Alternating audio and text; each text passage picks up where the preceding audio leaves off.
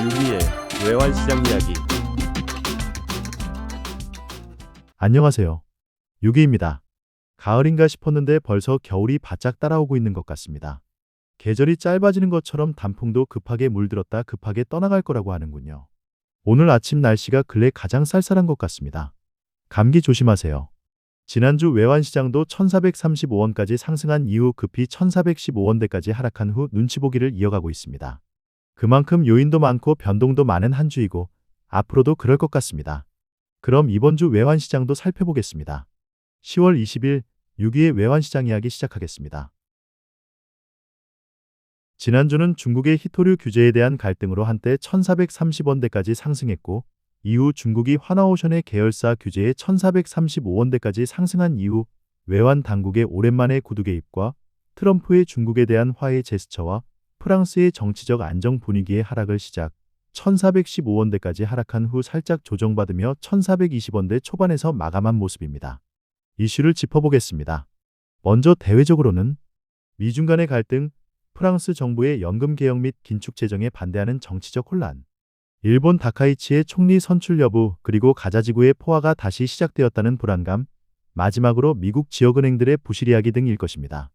미중 간의 갈등이 심화되면 원화 환율은 상승을, 서로 양보하고 뭔가 타협점을 찾아간다면 원화 환율은 하락할 것으로 보여집니다. 그리고 프랑스의 정치 안정은 유로 강세를 견인할 것으로 보여 원화 입장에서도 강세로 움직여 하락할 것으로 보여집니다. 일본은 21일 있을 총리 선출에서 자민당이 입헌 유신회에 손을 내밀었고 거의 손잡는 분위기로 가고 있고 이게 아니더라도 야권 연대가 힘들어지는 모습이라 어찌되었든 다카이치가 당선될 것이라는 것에는 의구심이 없는 모습입니다.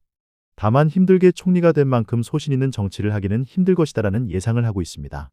아베 때부터의 통화 완화 정책으로 인한 엔화 약세 유도는 힘들 것으로 보고 있고 다만 금리 부분에서는 이달 말에는 동결로 다카이치의 눈치를 살피고 이후 12월 있을 금리 결정에서 소폭 인상하지 않을까 생각합니다.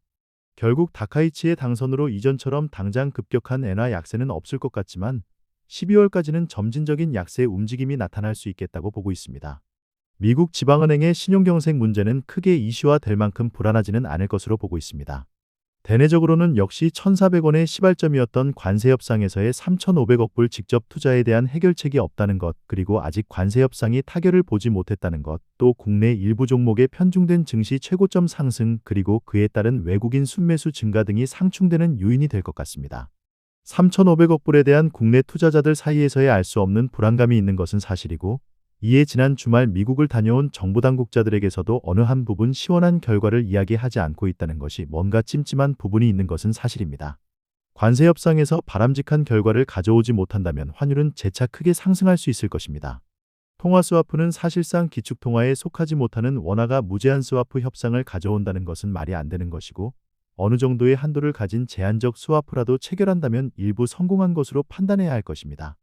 이번 주 환율은 대외적으로는 트럼프의 입에 달려있고 대내적으로는 관세 협상에서 좋지 않은 과정을 보인다면 상승을 잘 해결해 나간다면 1,400원대 초반으로 하락을 예상해 봅니다. 이번 주 주요 경제 일정은 미국의 셧다운으로 정부가 일을 못하고 있기에 여전히 발표는 미뤄지거나 없을 것 같습니다. 다음 주 있을 미국의 금리 결정으로 인해 이번 주는 또 깜깜이 기간으로 연준 인사들의 발언도 없습니다. 목요일 우리나라의 금통위와 금요일 미국의 소비자 물가 발표가 예정되어 있긴 합니다. 위에서 언급했듯이 국내 금통위 결정은 현재의 불안감의 금리를 현행 2.5%로 동결할 것으로 보여지고 다만 향후 경기 전망에 대해 어떻게 바라보는지 살펴야겠습니다. 미국의 소비자 물가는 소폭 상승했을 것으로 보고 있습니다. 결국 남은 것은 트럼프의 입밖에 없으니 핵심 키는 트럼프에게 달렸다고 봐야겠습니다. 가상자산에서 큰 돈을 벌었다고 하던데 결국 자기의 소스로 자기가 돈을 버는 것 아닌가 하는 생각도 가져봅니다. 나중에 큰 문제가 될 수 있을 것이라고 생각합니다. 미국 내의 반트럼프 시위와 기타 유럽에서도 반트럼프, 반마가 시위가 잇따르고 있어 트럼프 정부의 지속성도 의구심이 들긴 합니다. 너무 일방적으로 간다 싶다가도 급 선회하는 트럼프를 보면서 이건 10대 사춘기 소녀의 마음과 같다고 해야겠습니다. 순간 관세 100% 증가를 이야기하다 갑자기 돌아서서 우리는 사이좋게 잘할 것이라고 이야기하고 또 돌아서서는 토라지기도 하니 종잡을 수 없는 분위기입니다.